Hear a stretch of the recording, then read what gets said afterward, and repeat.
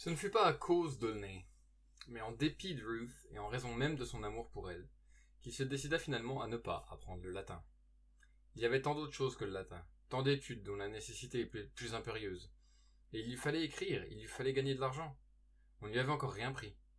2 ballots de manuscrits faisaient le tour des revues. Il passait de longues heures à la salle de lecture, à prendre connaissance de la littérature des autres, la critiquait, la comparait avec la sienne, et cherchait toujours le truc qui leur avait permis de vendre leur prose. Comment s'y prenait-il? L'énorme quantité de littérature momifiée le surprenait. Aucune lumière, aucune couleur, aucune vie ne l'animait, et cependant cela se vendait. 2 cents le mot, $20 le mille. La publicité des journaux le disait. Il s'étonnait du nombre incalculable de nouvelles, alertes et adroitement écrites, il est vrai, mais sans vitalité, sans réalité. L'existence était si étrange, si merveilleuse, remplie d'une telle immensité de problèmes, de rêves et d'exploits héroïques, et cependant ces historiettes ne traitaient que de banalité. Mais le poids, l'étreinte de la vie, ses fièvres et ses angoisses, et ses révoltes sauvages, voilà ce qu'il fallait écrire. Il voulait chanter les chasseurs de chimères, les éternels amants, les géants combattant parmi la douleur et l'horreur, parmi la terreur et le drame, qui faisaient craquer la vie sous leur effort désespéré. Et pourtant les nouvelles dans les magazines semblaient se complaire à glorifier les butlers, tous les sordides chasseurs de dollars, les vulgaires amourettes de vulgaires petites gens. Est-ce parce que les éditeurs eux-mêmes sont vulgaires, se demanda-t-il? Ou parce que la vie leur fait peur à tous, auteurs, éditeurs et lecteurs? Ce qui l'ennuyait le plus, c'était de ne connaître aucun éditeur, aucun écrivain. Bien plus, il ne connaissait personne qui ait jamais essayé d'écrire et soit capable de le conseiller et de lui indiquer la voie à suivre. Il finit par se demander si les éditeurs n'étaient pas tout simplement les rouages d'une machine et non pas des êtres vivants. Mais oui, c'étaient des machines et voilà tout. Il mettait toute son âme dans des poèmes, dans des nouvelles ou des articles et les confiait à une machine. Il pliait ses feuillets, les glissait avec des timbres dans une grande enveloppe qu'il cachetait, affranchissait et jetait le tout dans la boîte aux lettres. Après un tour sur le continent et un certain laps de temps, un facteur lui rapportait le manuscrit dans une autre enveloppe, affranchi avec les timbres qu'il avait envoyés. Il n'y avait évidemment aucun éditeur en chair et en os à l'autre bout, mais un ingénieux rouage qui changeait le manuscrit d'enveloppe et la timbrait, exactement comme ces distributeurs automatiques qui, moyennant 2 cents, vous délivrent une tablette de chocolat ou un chewing-gum. La machine éditoriale délivrait de la même manière un chèque ou un refus. Jusqu'à présent, il ne s'était adressé qu'à la mauvaise fente. La fiche de refus écrite à la machine complétait la ressemblance. Il en avait reçu des centaines. Si seulement il avait reçu une ligne personnelle, le refus lui aurait été moins pénible. Mais non! Jamais! Décidément, il n'y avait personne à l'autre bout que les rouages bien huilés d'une admirable machine. C'était un bon lutteur obstiné et courageux que Martin. Il aurait bien continué à nourrir la machine pendant des années. Mais il se saignait aux 4 veines, et il ne s'agissait pas d'années mais de semaines pour déterminer la fin du combat. Tous les 8 jours, la note de sa pension et souvent l'affranchissement d'une 40aine de manuscrits le rapprochaient de la ruine. Il n'achetait plus de livres et il économisait sur tout pour retarder l'échéance fatale. Cependant, il l'avança encore d'une semaine en donnant $5 à Marianne pour s'acheter une robe. Sans conseil, sans encouragement, profondément écœuré, il luttait dans la nuit. Gertrude elle-même commençait à le regarder de travers. Au début, sa tendresse lui avait fait tolérer ce qu'elle considérait comme une toquade. Maintenant, sa sollicitude la rendait inquiète. Il lui semblait que cette toquade ressemblait à de la folie. Martin le savait et en souffrait davantage que du mépris avoué et taquin de Bernard Higginbotham. Et pourtant, il gardait sa foi en lui-même. Mais il était seul à la voir. Ruth n'en avait aucune. Elle souhaitait qu'il continue ses études et sans désapprouver ouvertement sa littérature, elle ne l'encourageait pas. Il ne lui avait pas proposé de lui montrer ses œuvres, par une discrétion exagérée. D'ailleurs, comme elle travaillait beaucoup à l'université, il répugnait à lui faire perdre son temps. Mais lorsqu'elle eut passé sa licence, elle lui demanda elle-même de lui montrer quelque chose. Martin fut transporté de joie. Il fut inquiet aussi. Un juge se présentait enfin. Elle était licenciée ès-lettres, avait étudié la littérature avec de savants professeurs, et elle la traiterait autrement que les éditeurs. Peut-être ceci était-il bon critique aussi. Mais Ruth, au moins, ne lui tendrait pas le refus stéréotypé. Si elle n'aimait pas son œuvre, elle lui reconnaîtrait peut-être quand même certains mérites. Elle parlerait enfin de sa façon alerte et gaie, et, chose plus importante que tout, elle ferait la connaissance du véritable Martin Eden. Elle verrait de quoi était fait son cœur et son âme, et arriverait peut-être à comprendre quelque chose, un tout petit quelque chose, à ses aspirations et à sa force de volonté. Martin choisit un certain nombre de ses nouvelles, puis après un instant d'hésitation, y ajouta ses poèmes de la mer. Un après-midi vers la fin de l'automne, ils allèrent faire un tour à bicyclette du côté des collines. C'était la seconde fois qu'il sortait seul avec elle, et tandis qu'ils roulaient ensemble, éventé par une brise tiède au goût salin, il se dit que vraiment, le monde était beau et bien ordonné, il faisait bon vivre et aimer. Ils descendirent de leur vélo sur le bas-côté de la route et grimpèrent au sommet d'un tertre, où l'herbe brûlée par le soleil avait une odeur délicieuse et reposante de moisson mûre. « Sa tâche est achevée, » dit Martin, lorsqu'ils se furent installés, elle sur son chandail, lui étendu sur la terre tiède, aspirant voluptueusement la senteur douce du gazon. Elle n'a plus sa raison d'être, et dès lors a cessé d'exister, poursuivit-il, en caressant amicalement l'herbe fanée. Pleine d'ambition, elle a poussé sous les longues averses de l'hiver dernier, a lutté contre le violent printemps, a fleuri l'été, séduisant abeilles et insectes, a confié au vent sa semence, s'est mesurée avec la vie et... « Pourquoi analysez-vous toujours tout d'un œil aussi froid ?» interrompit-elle. « Parce que j'ai étudié l'évolution de la matière, je suppose. Il y a peu de temps que j'ai des yeux, en somme. Mais il me semble que vous perdez le sens de la beauté de cette façon-là, que vous la détruisez comme les enfants qui attrapent des papillons et abîment le velours de leurs ailes brillantes. » Il secoua la tête. « Jusqu'à présent j'ignorais la signification de la beauté, elle s'imposait à moi, voilà tout, sans rime ni raison. Maintenant je commence à savoir. Cette herbe, à présent que je sais pourquoi c'est de l'herbe et comment elle l'est devenue, me paraît plus belle. Mais c'est tout un roman, que l'histoire du moindre brin d'herbe est un roman d'aventure. Cette seule idée m'émeut. Quand je réfléchis à tout ce drame de la force et de la matière et à leur formidable lutte, j'ai envie d'écrire l'épopée du brin d'herbe. Comme vous parlez bien, dit-elle d'un air absent, et il remarqua qu'elle le regardait avec attention. Tout embarrassé, il rougit jusqu'aux cheveux. J'espère que je fais des progrès, bredouilla-t-il. Il y a tant de choses en moi que je voudrais exprimer, mais je ne peux pas y arriver. Il me semble quelquefois que l'univers entier m'habite et m'a choisi pour le chanter. Je sens... Non, je ne peux pas vous le décrire. Je sens la grandeur de tout ça et de tout ce que j'arrive à faire, c'est balbutier comme un nouveau-né. C'est une tâche grandiose que d'exprimer des sentiments et des sensations par des mots écrits ou parlés, qui donneront à celui qui écoute ou qui lit la même impression qu'à son créateur. Tenez, je plonge ma figure dans l'herbe et l'odeur qu'aspirent mes narines évoque en moi 1000 pensées, 1000 rêves. C'est l'haleine de l'univers que j'ai respiré. C'est sa chanson et son rire, sa douleur, ses larmes, ses luttes et sa mort. J'aimerais vous dire à vous, à l'humanité entière, les visions évoquées en moi par cette odeur d'herbe. Mais comment le pourrais-je ? Ma langue est liée. J'ai essayé de vous décrire ce qu'évoquait en moi ce parfum, et je n'ai fait que bafouiller. Oh ! Il eut un geste désespéré. C'est impossible. Impossible. Mais vous parlez très bien, insista Ruth. Vous avez fait un tas de progrès depuis que je vous connais. Monsieur Butler est un orateur remarquable. Son comité lui demande toujours de parler dans les réunions publiques pendant les campagnes d'élection. N'empêche, vous venez de parler aussi bien que lui. Seulement lui, il a plus de sang-froid. Vous vous excitez trop. Avec le temps, ça vous passera. Savez-vous que vous feriez un bon orateur ? Vous irez loin si vous voulez. Vous avez de l'autorité, donc vous saurez mener des hommes, et vous pouvez réussir n'importe quoi si vous vous y prenez comme pour la grammaire. Pourquoi ne pas devenir avocat ? Ou homme politique ? Qui vous empêche de devenir un second Monsieur Butler ? Moins la dyspepsie, ajouta-t-elle en souriant. Ils bavardèrent, elle comme d'habitude douce et têtue, revenant toujours à l'importance d'une base solide d'éducation et à l'avantage du latin comme base d'une carrière quelconque.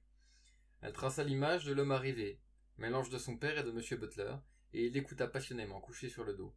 Il la regardait, jouissant du moindre mouvement de ses lèvres. Mais son cerveau n'était que vaguement attentif.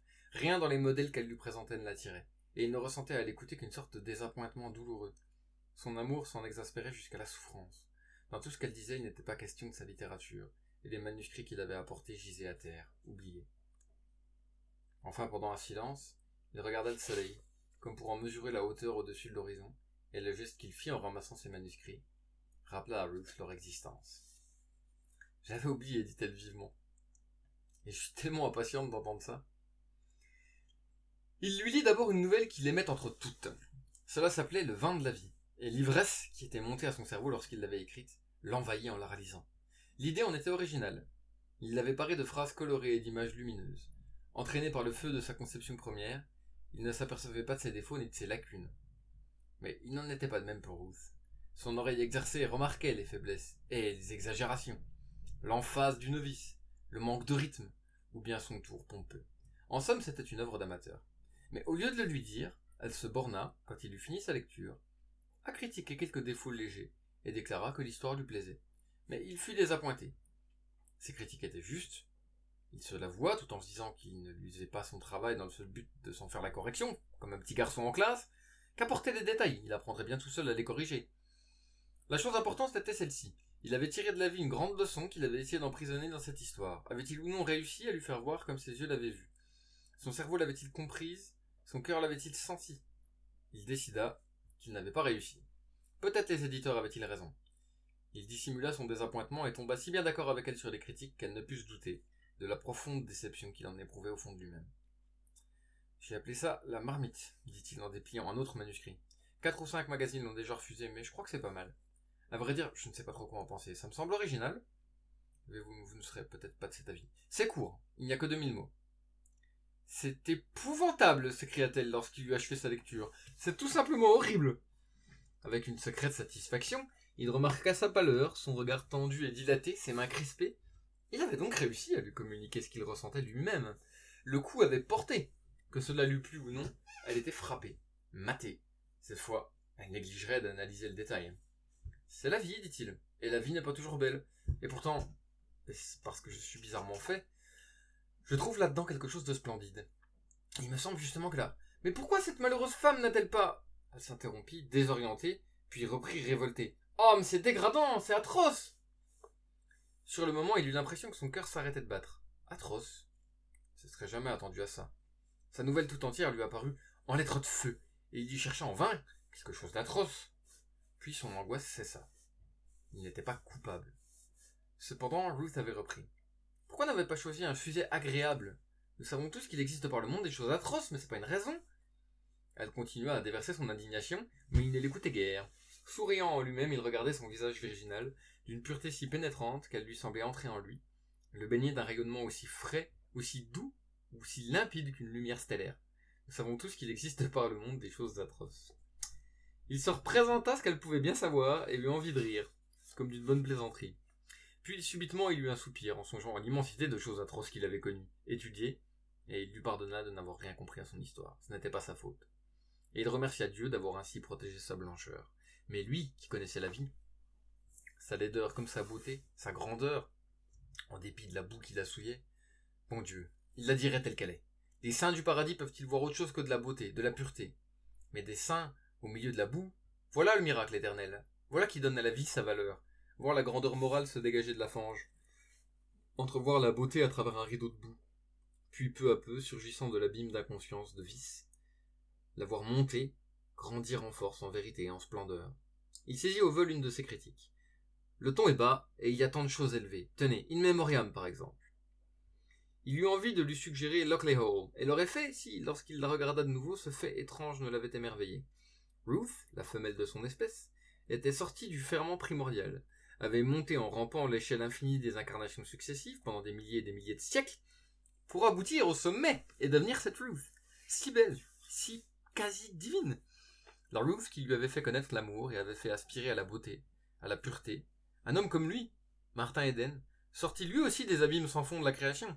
Voilà du roman, du fantastique, du surnaturel. Voilà ce qu'il fallait écrire s'il pouvait trouver des mots assez beaux. Les saints du paradis. Ce n'étaient que des saints, après tout, incapables de se débrouiller. Mais lui était un homme. Il l'entendit dire. Vous avez de la puissance, mais de la puissance qu'il faut maîtriser. Un taureau dans un magasin de porcelaine, suggéra-t-il. Et il faut acquérir du discernement, du goût, de la finesse, de la mesure, répondit-elle dans un sourire. Ah, j'ai trop d'audace, murmura-t-il. Elle approuva d'un sourire et s'installa en vue d'écouter une nouvelle histoire. Je me demande ce que vous allez penser de ça, dit-il en s'excusant. C'est une chose bizarre. Je crains d'avoir dépassé ma mesure, mais l'intention était bonne. Ne vous attachez pas aux détails, mais voyez si vous en saisissez l'intention, qu'il y a de la grandeur et de la vérité. Il y a des chances, malheureusement, pour que je ne sois pas parvenu à les rendre tangibles. Il lut tout en épiant son visage. Enfin, je l'ai touchée, se dit-il. Immobile, sans le quitter des yeux, elle respirait à peine. Il la crut prise, enchaînée par la magie de son évocation. Cette histoire s'appelait Aventure, et c'était l'apothéose de l'aventure, non pas de la banale aventure des livres d'images, mais de la véritable aventure, infidèle et capricieuse. Guide féroce, formidable dans ses punitions et formidable dans ses récompenses, celle qui exige une terrible patience, et le labeur qui tue, qui offre le triomphal ensoleillement, ou la mort lugubre après la famine et les délires affreux de la fièvre, à travers la sueur, le sang et la vermine, celle qui conduit, parmi des ignobles contacts, au sommet magnifique et à la domination du monde. Il avait mis tout ça et davantage dans cette histoire, et il crut qu'elle comprenait. Les yeux dilatés, une rougeur montant à ses joues pâles, elle écoutait, un peu haletante. Mais ce qui la passionnait, ce n'était pas l'histoire, c'était lui. De l'histoire, elle n'en pensait pas grand-chose. Mais elle subissait l'intention de Martin, la surabondance de sa force, comme un fétu de paille est enlevé, roulé par un torrent. Au moment où elle croyait être entraînée par l'histoire, elle l'était en réalité par une chose toute différente, par une idée insensée, dangereuse, qui apparaissait tout à coup dans son esprit. Elle s'était surprise à penser au mariage, et chose effrayante, elle s'était complue à cette idée, l'avait caressée ardemment. C'était indigne d'elle. Jusqu'alors elle avait vécu dans le pays des rêves poétiques de Tennyson, fermée même à ces délicates allusions à la matérialité possible des rapports entre reines et chevaliers. Elle dormait dans son manoir enchanté, et voilà que la vie frappait impérieusement à la porte. Hésitant entre la crainte et son instinct de femme, elle était partagée entre l'envie de verrouiller cette porte et l'envie de l'ouvrir toute grande pour faire entrer le visiteur inconnu. Martin attendait son verdict avec une certaine satisfaction. Il le connaissait d'avance, mais fut quand même surpris de l'entendre dire « C'est beau. C'est très beau », répéta-t-elle avec emphase, après un silence. Oui, c'était beau. Mais il y avait là-dedans plus que de la beauté, quelque chose de supérieur, de plus poignant. Vautré dans l'herbe silencieux, il sentait monter devant ses yeux l'affreuse vision d'un grand doute. Il avait échoué. Ayant senti en lui une chose admirable, il n'avait pas su l'exprimer. Que pensez-vous du... Il s'arrêta, hésitant à se servir d'un mot nouveau. Du motif. Il est confus, répondit-elle. C'est ma seule critique en gros. J'ai suivi la trame, mais voyez-vous, c'est trop verbeux. Vous écrasez l'action en y introduisant 30 de détails superflus. Je parle du motif principal, se dépêcha-t-il d'ajouter. Du grand motif cosmique, universel. J'ai tâché d'empêcher qu'il dépasse l'histoire elle-même, qui n'est qu'un prétexte, mais sans doute je n'ai pas su y prendre. Je n'ai pas réussi à suggérer ce que je voulais. Bah, ce sera pour une autre fois. Elle ne le suivait pas. Elle était licenciée à ce lettre, mais il l'avait dépassée. Loin de s'en douter, elle attribuait son incompréhension à l'incohérence de Martin. Ça manque de sobriété, dit-elle. Mais par moments, c'est très beau. Sa voix lui parvint vaguement, car il était en train de se demander s'il lui lirait ses poèmes de la mer. Il restait là, découragé, tandis qu'elle l'observait, troublée par ses idées de mariage. « Vous voulez être célèbre » interrogea-t-elle brusquement. « Oui, avoua-t-il, ça fait partie de l'aventure. C'est pas d'être célèbre, c'est la manière d'y arriver qui compte. Après tout, pour moi, la célébrité n'est qu'un moyen d'arriver à autre chose. Je désire être célèbre à cause de ça aussi, failli ajouter, et à cause de vous, et l'aurait fait si elle avait montré de l'enthousiasme pour ses œuvres. Mais elle était trop occupée à lui chercher une carrière possible, pour lui demander la raison de son aussi. La littérature n'était pas son affaire, elle en était convaincue. Il l'avait prouvé aujourd'hui avec sa prose d'amateur, de collégien. Certes, il parlait bien, mais ne savait pas s'exprimer d'une façon littéraire.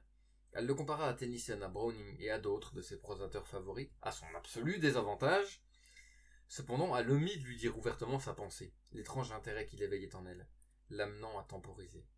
Son désir d'écrire n'était après tout qu'une petite faiblesse qui lui passerait avec le temps. Il se consacrerait alors à des affaires plus sérieuses et il y réussirait, elle en était sûre. Avec une volonté pareille, il ne pouvait pas ne pas réussir, si seulement il cessait d'écrire. « Je voudrais que vous me montriez tout ce que vous écrivez, monsieur Eden, dit-elle. Il rougit de plaisir. Elle s'intéressait à ce qu'il faisait, sûrement. Non seulement il n'avait pas reçu de refus renéotypé, mais elle avait trouvé belle certaines parties de son œuvre. C'était le premier encouragement qu'il ait jamais reçu. « D'accord, dit-il ardemment, et je vous promets, Miss Morse, que j'arriverai. J'ai fait du chemin, je le sais. J'en ai encore beaucoup à faire et je le ferai, ne serait-ce que sur ses genoux. » Il lui montra une liasse de manuscrits. « Voilà les poèmes de la mer. Quand vous rentrerez, je vous les laisserai pour que vous les lisiez. Surtout dites-moi bien votre impression. Ce dont j'ai besoin par-dessus tout, c'est de critiques. Je vous en prie, soyez franche. » « Je serai absolument franche, promit-elle, en pensant avec un petit malaise qu'elle ne l'avait pas été ce soir-là et qu'elle ne le serait sans doute pas davantage une autre fois.